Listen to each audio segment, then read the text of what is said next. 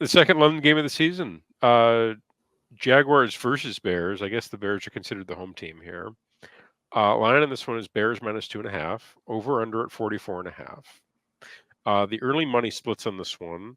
67% of the cash on the spread coming in the Bears, 80% of the cash on the total coming in the over, and 61% of the cash on the money line is on the Bears. Okay, so we've got the Jaguars coming off their first win of the season, and the Bears have actually looked really good in back-to-back spots at home.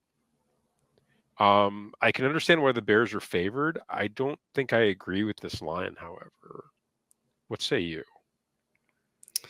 Well, I like this Bears defense quite a Okay. bit. Okay. Um, Trevor Lawrence, who was my BFF last year, is now my sworn enemy. Um, Wow, what happened? he's terrible. Like he's regressed this year. He's clearly regressed this year. Sure. He's not gotten better from last year to this year. It's a fair statement. Okay. Um, so I see this Bears defense being able to feast on him. Okay. Um, they Are are they they are getting Evan Ingram back, but I don't know if that makes much of a difference. are you? I last I heard, Jaquan Brisker is not traveling with the team to London due to the concussion. Okay. Is that a concern for you? No. Really? Okay. Nope.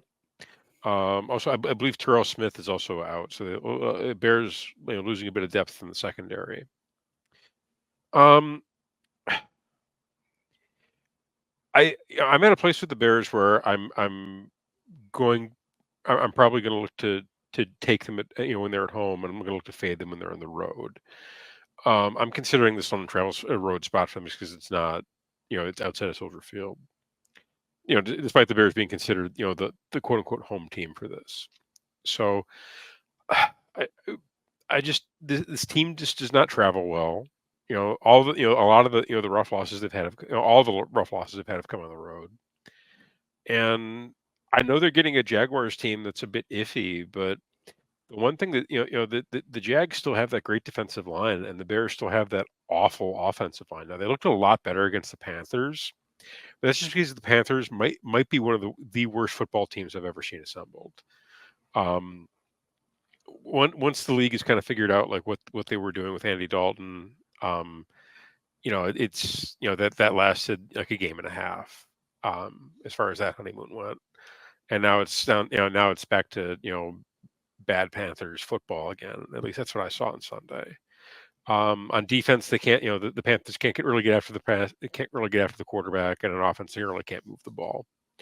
So, I think you saw. I think the recency bias is telling you that the Bears are the Bears' offensive line is probably better than people think it is. I don't think. I still think they're bad, and I still think the Jaguars' defensive line is actually really good. Now, when it comes to the matchup of Trevor Lawrence versus the Bears defense, I do agree with you that it's not a great matchup for him. However, I'm always worried about the Bears pass rush. Like, where's that? Who's the second guy that they have to worry about? And they've had a couple guys show flashes, but it's really Montez Sweat and 4 or 5 other guys. That really they probably aren't going to matter in the long term for this team. So I'm taking the Jaguars because, one, I don't like the travel spot for the Bears, and two, I do really like the Jags defensive matchup against the Bears offensive line just because they are so bad. So that's my calculus here. Give me the Jags plus the 2.5. I think the Bears are coming into. I think this game should probably be a pick 'em. I don't think the Bears should be favored by 2.5. So that's where I'm at.